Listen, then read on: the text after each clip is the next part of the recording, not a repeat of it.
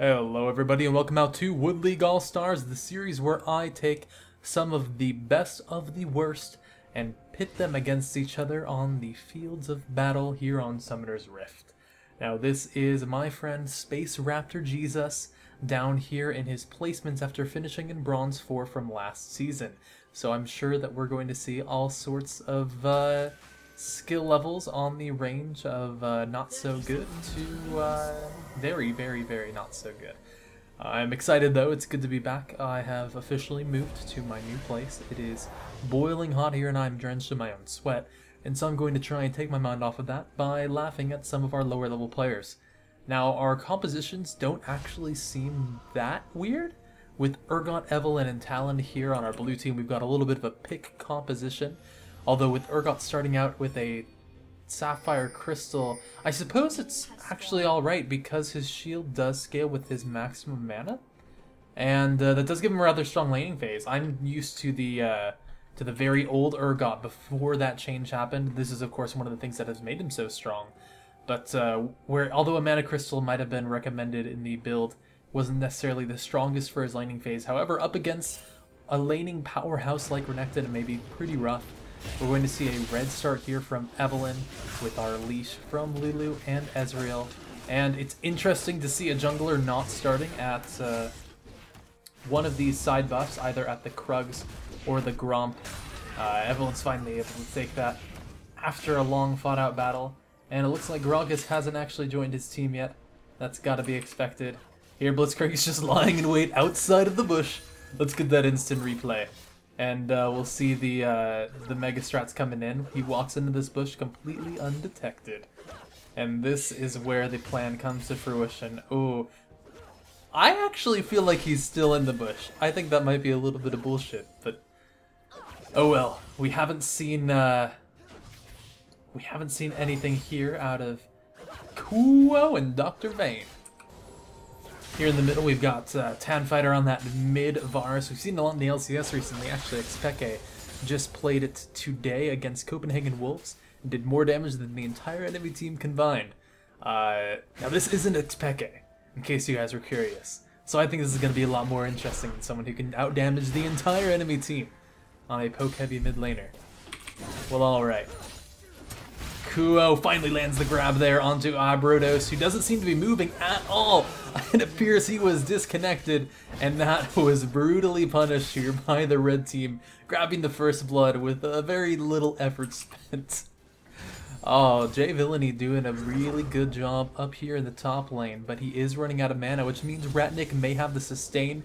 It's one of the benefits here of these mana-less champions, but if he's not careful, he could definitely let himself die here soon. A couple of those, bolts catching onto Ratnik, and that's the kind of damage that could lock this lane up for him. Unfortunately, no Ignite there to finish him off. Teleport taken on this top lane Urgot here, so that he can go and support his team later. Gank in the middle lane as Tonfighter has to flash out. No good escapes on that Varus, so he cannot afford to be caught like he just was. An excellent gank from the Evelyn, and no wards here from the red side.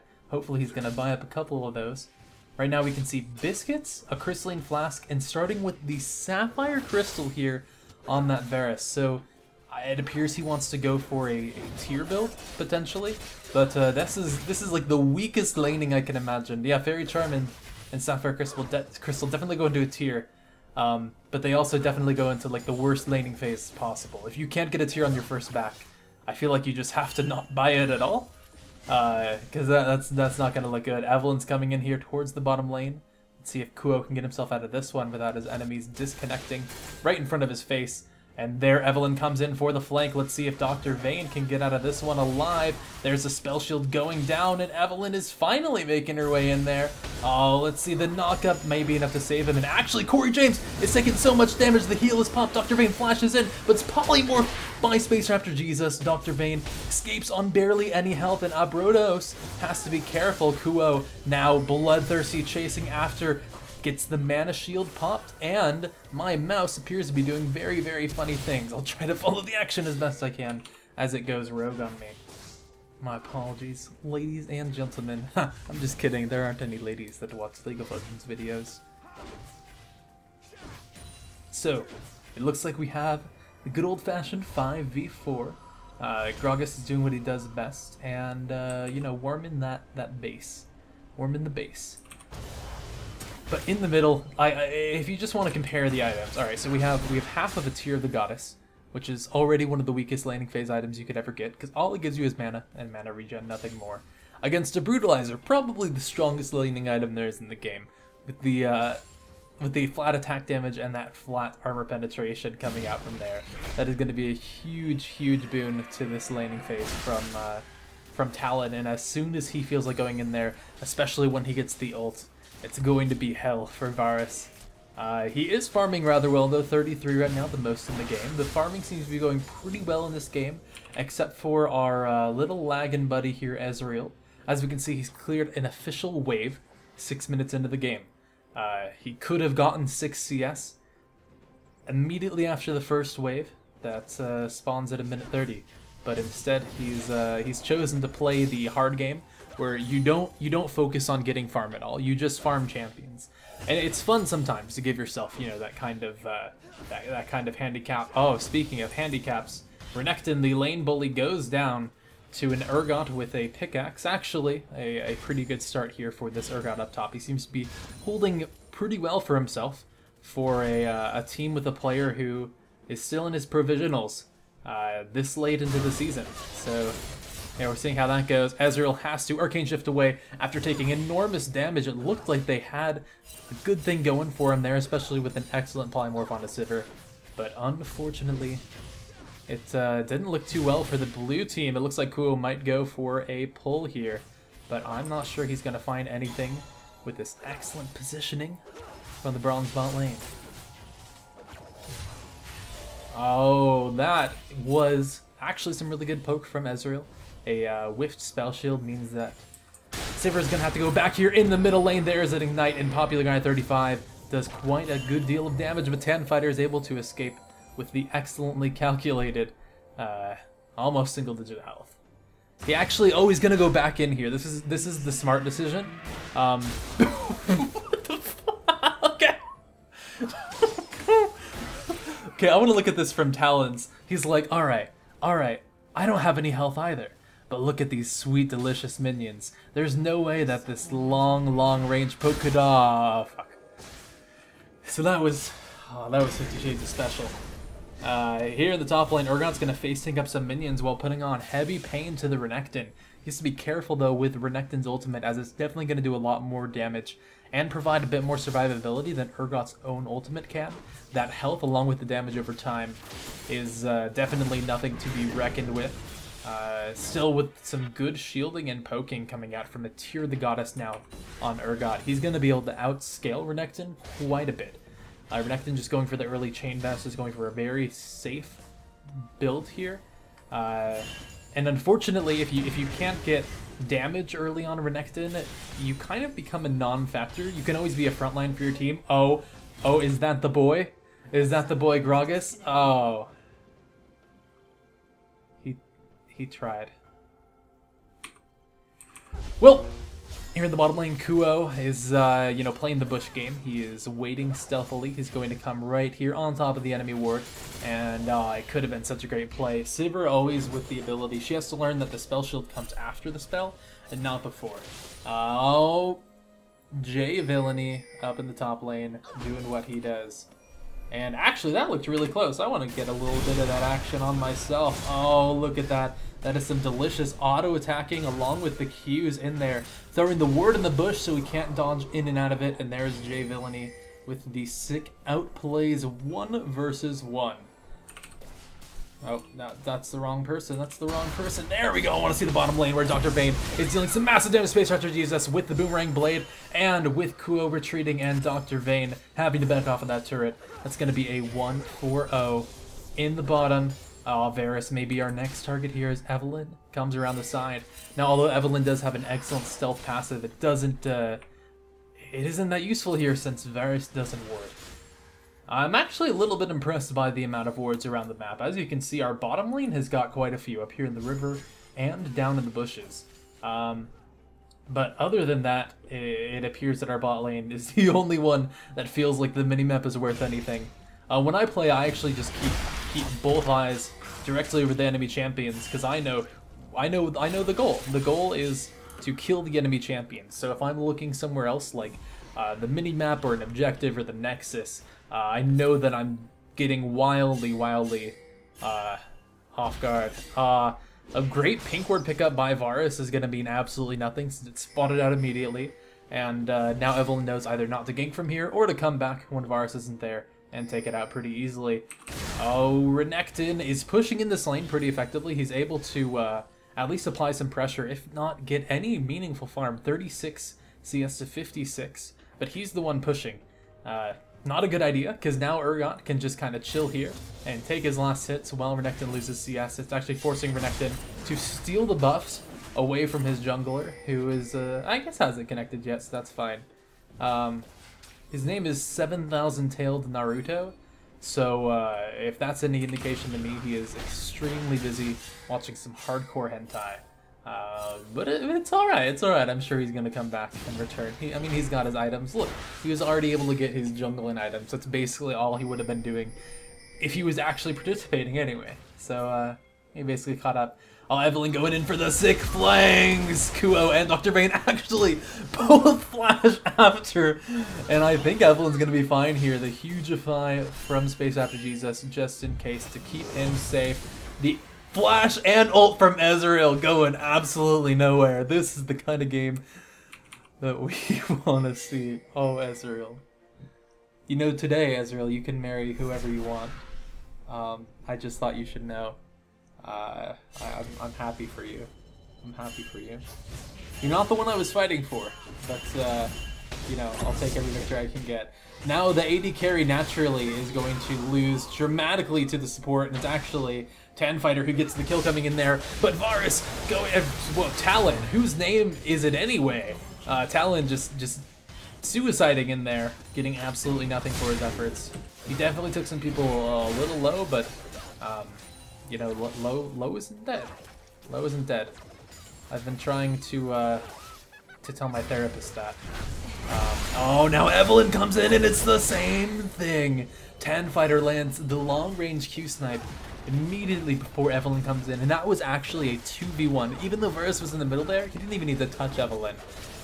And so I think we're learning that there is some strength in numbers, meaning that one person cannot take on three unless they're outrageously fed. Evelyn was 0-1, and Talon was 1-1. Neither of those would I classify as outrageously fed, and both of those tried to take on someone 1v3. It seems like, oh my boy did it. Let's take a look at that. All right, he is under his turret, he is low, and it looks like Jay Villainy is gonna get him, but he comes in for the clutch Q and the heal, the huge stun and the auto attacks, and is able to claim him with a sliver of health remaining. Those are some sweet, sweet crocodile balls. I'm proud of you, my man, and the Ezreal. And the Ezreal. Oh, man. These are some special... Oh, Evelyn thinks he's still there. Oh, okay, okay. Not anymore. Not anymore. Oh, Tanfighter is keeping up his, 76 coming in here in the 13 minutes. Actually, the CS is way better than I thought. Sivir has 92 CS 13 minutes in. I mean, like, I played a game today where I was playing against a Caitlyn, and she had 90 CS like 30 minutes into the game. I had like 250, and then I lost because I'm garbage. I'm absolute garbage. Oh man, Tanfire takes a lot of damage, and actually it's Evelyn from behind who's going to get him with the Qs and auto attacks. And it appears that the level 4 Gragas here is not going to make a huge difference. He should probably go back to his anime. Corey James now getting butt blasted by the support. Kuo, my man, going in hard. And now it's a 4 versus 5, and Gragas hardly even counts as a person. And with Space Raptor Jesus coming in there with the support and the excellent healing and slows. It looks like, oh man, they're actually going to be able to get one more with Talon coming in and then dying immediately after. By they're going to get one more, I was of course referring to the slightly competent team over on the red side. Of course, I love my man Space Raptor Jesus, who's actually getting dove hard under the turret, going to fall to the auto attacks from the Sivir. It looks like Renekton gets picked up by the turret, but ultimately a huge fight for the red team, and those are the fights that I like to see. Kuo, my man, building exclusively tank support and absolutely demolishing. It actually looks like he's going for the frozen fisticuffs there.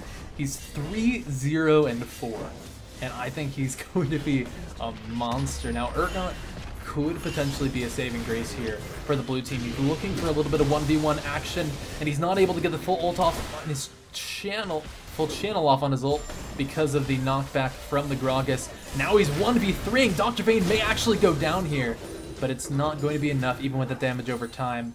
And it once again looks like 3 is better than 1. I learned to count when I was a child, and I determined that that was correct. So for all of you watching at home, there is a proper way to fight. If there are more of you than the others, it's probably good. If there are more of the others than you, it's bad, you morons. Okay, alright, sorry, just had to get that out of my system. Now, of course, I'm the kind of player who likes to take on 2 versus 1, because I play ridiculously cheesy champions like Heimerdinger and Mordekaiser, who can turn around a situation like that. If you are an Urgot with Kindle Gem and a Mana Mine, then probably not. You're not me. All right. Well, it looks like we have red team fully decided here. Kuo is going to wait off on the wings. Varus is going to have a seizure in the Burret Bush while Sivir gets us started off. Now it looks like they're actually starting something as Sivir, the one person on Dragon, pulls off, and everyone else just decides to go whatever the fuck way they want. Talon's actually picking up a lot. Gragas throws a huge ultimate that hits nothing. Ezreal's on the wrong side here. Did you forget which base was yours? But there's the Tremendo. Once again, another ult miss. Actually, no. His ult's gonna hit up here. It's gonna hit up here. Oh, and it misses. Ezreal, I was so happy for you. Oh, he thinks he can take the Varus, and he might actually be able to, but no. Fighter remains supreme. Well, Evelyn actually takes out Kuo here. That was his first death. He's now got the Pi KD. And with the red team thoroughly confused, it's actually going to be our blue buddies here, taking the first dragon of the game here at 17 minutes. Evelyn might die. Space Out Jesus, however, noticing this, does tank it up, and they do claim it. Varus here waiting on the wings with an excellent Q snipe. Popular Ground may actually just be able to recall here while Space Raptor Jesus. Oh no! Boomerang Blade's able to claim him. Do they see him recalling? Oh no! Why did you stop? You could have made the recall. You're gonna.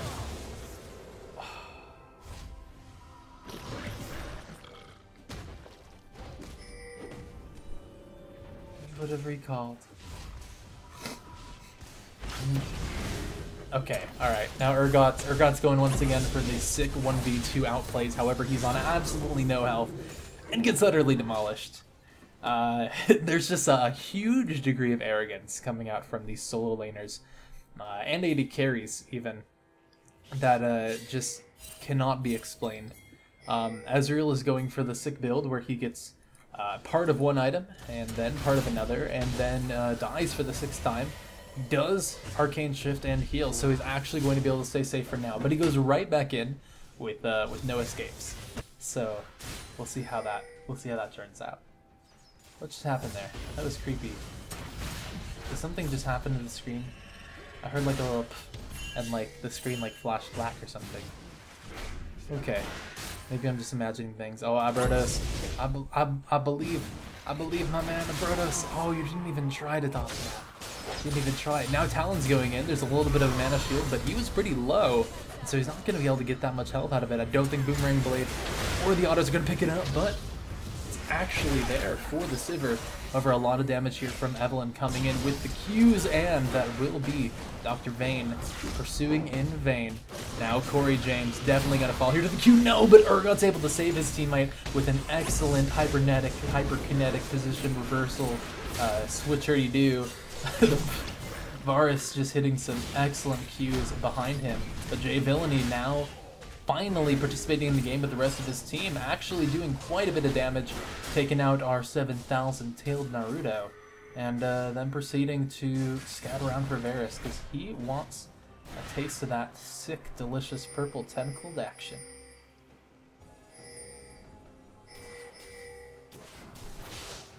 Space Raptor Jesus is going in. Level 9 support versus level 12 pretty fed mid laner. Oh, super fed mid laner. Jesus. 8, 2, and 2. Oh, well, this is not looking that good for the blue team, but since both teams have the collective IQ of... I'm not going there. I'm not going there, guys. You know me better than that. Here in the top lane, we've got Corey James and Abrodos doing their best to take down the Wizard, and it looks like they're able to, with their combined efforts, they are almost able to make a competent person. So I'm proud of them. I'm proud of them. I hope you guys know, I make fun of low elo people in these videos, but I'm not trying to insult. It may come across that way. I just think that you guys are, when you guys play League of Legends, it is very funny and entertaining. I'm sure that you're great people, I'm sure you're smart, who knows, like fucking Abrodos, like, he could be a goddamn NASA rocket scientist / I don't know, like lead male in the New York Ballet, or some shit like that. Like, he could be a brilliant and like balanced and like amazing person. Maybe he volunteers weekends at a children's hospital. I'm just saying, you don't know these people. All you know is that they really suck at League, and that's the assumption we're making here, and that's all I have to go off of. Space Raptor Jesus is an awesome guy. He checks out the stream all the time. He's very kind and generous, and you know, wants to know how things are going. And he's actually doing pretty well for his team. So my hat's off to you, Mr. Lulu. One thing that our blue team has going for it is that it's very purple, with the combined efforts of Talon and Lulu and Evelyn. So good on them. Good on them. My man Kuo has been faltering a little bit. He did get his Frosty Fist of Justice, but you know, he's not carrying the game like I hoped he would. Oh man, there's a Hyperkinetic Precision Reverser and Tan Fighter actually taking no damage since no one's focusing on him until the very end, where he does go down. That was actually an incredibly streets ahead play. Oh, there's the Ezreal going off into the distance. You know, it's just a beautiful thing when Ezreal, you know, it doesn't need to go somewhere. It goes where it wants, and I think that's great, you know. I think that's really great. Well, this is the utter clusterbutt fuckery that we expected at a fight, with a 4-for-0. Holy, blue team bringing it back around town with an excellent concerted effort and probably subsequent mass suicide. I'm proud of them for now. You know, they're all sticking around in low health, and Varus is coming back, so I'm gonna say he gets 2 kills with exclusively Q snipes. Here's man, he was a little bit premature there, but it's alright, Varus. We know what that's like. Right, honey. Oh, Gragas lands the sick ult, but unfortunately gets him nowhere, and Varus, without being man enough to Q and flash, and without having the cooldowns for that, he can't pick up those sick return kills. You know, I'm glad I was wrong. I'm rooting for our blue team here. I know I should be a completely unbiased judge or caster in this. No judge. And if I was, I would say that that's a huge party foul from the red team in killing the disconnected Ezreal. That's gotta be the only thing setting him back this game, and not the hilarious ultimates. Oh, Space Raptor Jesus. Huge dodge on the Blitz Q. Oh, sacrifices himself for the good of his team, I'm sure. I'm sure that was his thought process there. I know he didn't dodge the Blitz Q, guys. I'm just... Oh, Blitz Q landing on Talon, not as lucky as our little purple friend. Oh, Corey James goes down, and Talon goes in to avenge his long-lost love, but falls to Sivir after once again learning you can't fucking 1v3. Jay Villainy, once thought the only redeeming factor on this blue team, now unable to approach the 4-5 concerted members of the red team as they fight to take down their first dragon of the game. One thing that's a little unappreciated, let's go up here so we're not bothered by conflict. Look at these sexy minions. Aren't the minion animations actually pretty cool? Like, their attacks are pretty fluid. Although I didn't really like how those ones were like so far away but not hitting each other. Like, but they were hitting each other. That was a little awkward. Oh man, we were really zoomed in. Alright, anyway, that was a special moment. Moment of silence for our lost minion brethren. And we're good. Ezreal, what the fuck are your ults?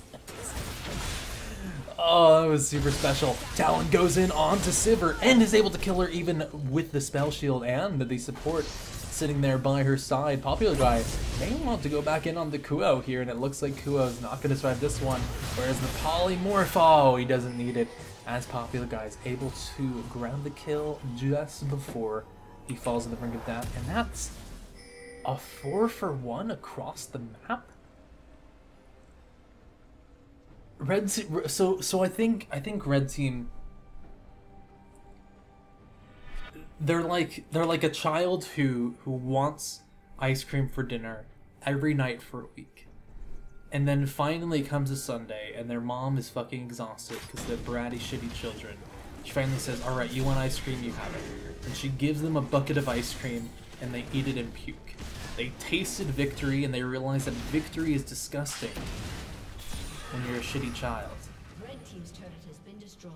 I'm just kidding. I'm sure they're great people. Actually, I know for a fact that Dr. Vane is a child oncologist, pediatric oncologist, and he saved many lives. And Renekton actually discovered the cure for halitosis and for micropenis. So really good on them. Really good on them. I love all of my low elo brethren, and I respect them and everything, but their ability to play in ranked. Oh, Jay Villainy with the mad plays, flashing over the wall to get away from the Renekton, but Renekton can do the same thing with just an ability. Isn't that the most overpowered shit you've ever heard of in your life? Not even a cost on that. Some snipes from Tanfighter doing his best to live up to the XPeke name on that mid lane Varus. 9, 4, and 5. Everyone did collectively stop CSing. I think it was probably an agreement in all chat, since they realized, you know, are minions really worth anything when there are champions to be found? And champions are there to be found. One goes down in Abrodos, a second in Jay Villainy, and Corey James in the 1v4 party actually finds a kill before he falls as well. A 4-4-2, but that's going to be the red team in an excellent position to take the inner turret there and begin to move on the blue team base. I suspect that they do have the foresight to back off, as without much of a team or much of health bars, they probably aren't going to get anywhere near this inhibitor turret. Oh, but it'd be foolish not to try, wouldn't it? That's the thought that's going through our young Gragas's mind.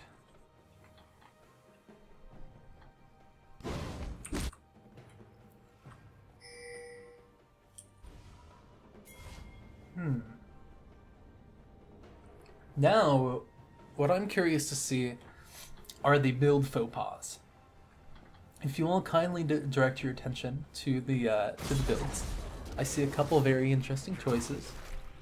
One being that Evelyn appears to be an AP carry and is building a Rabatad's Death Cap to round out the build up against a Gragas, Renekton, and a Blitzcrank.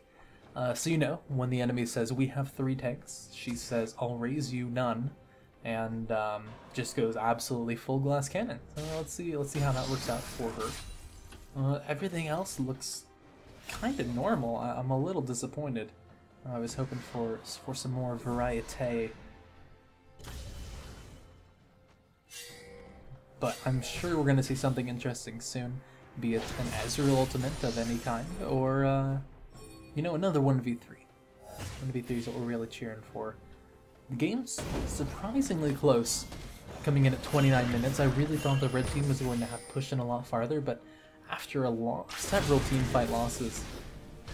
I don't know, it looks like Blue Team able to pull it out. Jay Villainy doing quite a number on Renekton's health bar, comes out with the ultimate, but Renekton is so tanky, popping the Dominus and going back in. Space Raptor Jesus has to use the ult on himself, and Ratnik is falling so low. Urgon's able to take it and gets the passage out from Gragas.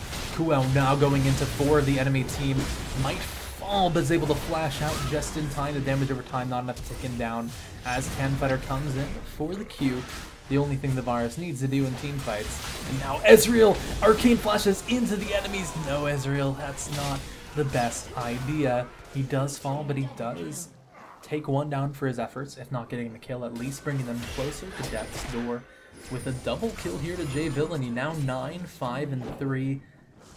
He is the Luke Skywalker here. He's the only hope. I'm a little surprised of the Evelyn score. Of course, later on, the melee AP jungle assassins tend to fall off a little. Sivir having a field day here in the top lane is actually going to be demolished by the Evelyn. There's a flash away, there's an ult, there was a spell shield, but with the smite, with the Qs, no, the Qs aren't fast enough. There's so much movement speed from the Sivir. Let's see if Evelyn can catch up to this.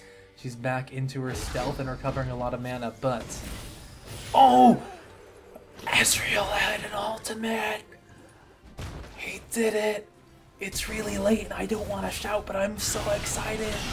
There's the ult onto the Renekton with a lot of damage actually coming in from the Evelyn. As long as Evelyn's not focused down, it appears this AP Glass Cannon jungler can actually do a lot of damage. Now 11 kills, and our blue team is moving in. Their late game a lot stronger than I thought it was going to be. Color me impressed. I don't know what color impressed is, but hopefully it's red, because that's the color that I am. I'm a very white man who has been out in the sun far too much. Jay Villainy is being a man taking up this turret, because he knows that these minions have put in the time, you know. They're nearing retirement, and he's just trying to save them that last little bit, you know. Maybe they're gonna be able to make it out. Maybe these will be the ones. 2 dragons here to the blue team. Going by the current pattern, it'll be 75 minutes by the time we get the 5th one. And Urgot with the very hasty ultimate actually does about what we expected. It goes down to Sivir after putting up a half-hearted battle. Now Sivir goes in and gets blown up immediately. Unfortunately, a squirrel doesn't have a very high damage output. And Evelyn actually does a shit ton of damage. How much gold does Evelyn have? Only 2,000, and Urgot's only sitting on 2,100, so, you know, that's normal. You know, why do you need items? Items sit in your inventory. Items don't kill people, people kill people. And Evelyn's like, hey, I'm people. And so, I think that was the thought process. Oh, Abrados with the sick jukes on the Blitz Q, and then the heal and flash away. Because Renekton's a scary, scary lizard man, and he just watched Jurassic World. Oh, Popular Guy 35 is able to get it just as Gragas goes for the disengage ultimate.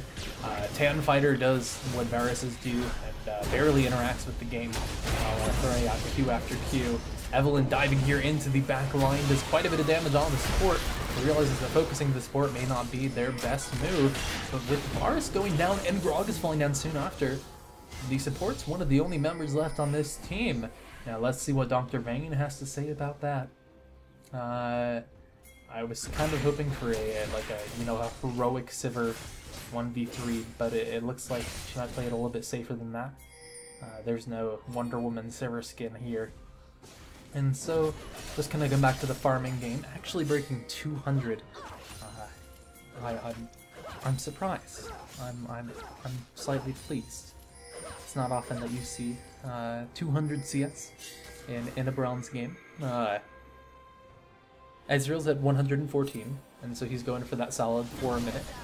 And there's a Baron attempt. Ezreal actually landed once again, and everyone's gonna die.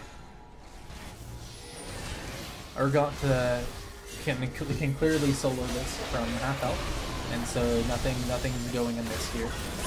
Jay Villainy just sacrificing himself so his team can also sacrifice themselves immediately after, and well, you know, it's all according to plan. Now with a couple of the pesky blue team members, mainly the ones who deal most of the damage out of the way, it actually looks like they're going to switch things up, and it's going to be a red team effort onto this Baron. Sivir doing what Sivers do and not helping the team, and Blitzcrank doing what Blitzcranks do, and diving deep into the enemy forest looking for picks below. But eventually, through their combined incompetence, Space Archer Jesus jumps in and doesn't have smite or really any damaging abilities, and unsurprisingly, doesn't steal the Baron. I really appreciate the effort, though. You've got some sweet big purple balls. That's you. That's you now. As we can see, we're solo pushing here onto the inhibitor, because that's the decision making. That's like, hey, why do this with teammates when you can do it by yourself against many enemies? And you know, I honestly don't think Renekton has an answer for that. I don't think he knows. And so, the story goes. Shut down. We're 35 minutes in here. Of course, the ADC just solo killed the heavily fed assassin jungler with an astonishing amount of ability power. And it's all according to plan. Really, it's all according to plan. I was expecting more from you, Evelyn. I really was. With your 13 kills, I really hoped that you could kill an AD carry by herself. But better luck next time. Urgot is going deep out into the enemy territory. At this point, really, the entire map is the red team territory. And with an ult onto the Varus, he actually is able to do quite a bit of damage here. First onto the Blitzcrank, and then immediately after transferring up to this Varus. But Sivir has something to say about that, grabbing 2 kills, first onto Ezreal, then onto Lulu, and now looking for a little bit of revenge. Let's see if Tanfighter and Dr. Vayne can team up here. Urgot goes for one, is taking so much damage, falls to Tanfighter, but Popular guy came in, he did a little, and then he died. That appears to be the moral of the story. We have some very, very heavy glass cannon builds coming out from Evelyn, coming out here from Talon. I'm actually really surprised by the builds of the top laners. They have some very strong, balanced, you know, both aggressive and defensive builds. I'm really admiring their self-control in that matter. Gragas versus Evelyn now. Gragas is actually the same level as Evelyn, despite spending the first 12 minutes vigorously masturbating. And so, you know, anything can happen if you truly believe, and if you masturbate hard enough. That's the lesson today. That's what you're leaving with now. This is your life. Renekton once again leading the charge into the enemy base without much of a support at all. Eventually they're just not going to see him. They're just going to assume he's a big, scary, scaly minion and let him on in without much of a fight.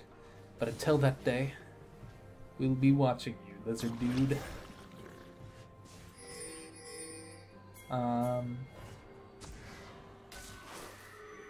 You know, I think actually if I kicked my legs, I could swim away because I am bathing in my own sweat. This is a very hot place with not a lot of air conditioning, and so I wouldn't mind if one of the teams decided to win the game, so I could go die while bathing in my own fluids. And it looks like Renekton's like, hey man, oh dude, look at that sick. Oh, there it is. Oh. What? Okay. Well, things are happening. People are dying. Other killing has happened. I think Urgot canceled his ultimate approximately 15 times there. Or, sorry, his auto attack. Let's take another look at that. Alright, so Urgot is going to come out here on the side. Let's take a look at those auto attacks. And he cancel. Oh, that was beautiful. That was a new level. The vigorous jerking back and forth motion that can only be had by someone who's completely desperate to do damage before he dies. Well, it is our favorite people, the combined 11 and 27 score, that are going to be here defending. Ezreal, of course, is the first to go. so that he can hit the sweet 1-1 there on the death count. It gets to a point where that's actually the competition, and I have to admit that as a professional feeder, I'm pretty accomplished at getting those double digits pretty early in the game, so I could cement an early lead and really transition into a strong late game heading towards 14, 15, maybe even going higher if my team is really, really, you know, looking to get through their series without too much of an aneurysm. Urgot's doing his best to defend up his Nexus, and actually he's doing some massive damage and needs to take out Fighter, but with that Guardian Angel, it may not mean much. Even if he gets the first death down, he's able to fall into that revival, but it looks like he's going to be able to end this game alongside Kuo. And here, 40 minutes into the game, after a whole lot of kills, it's going to be it for the blue team. Say goodbye. Game ended without a result, so no one really knows who won. It was the minions. The minions had the most fun. Look at them in their hats. Clearly they were the victors here. I will draw your attention to the fact that there were 89 kills in 40 minutes. Do the math. Well, I've been Disciple, you've been watching, and have a great day.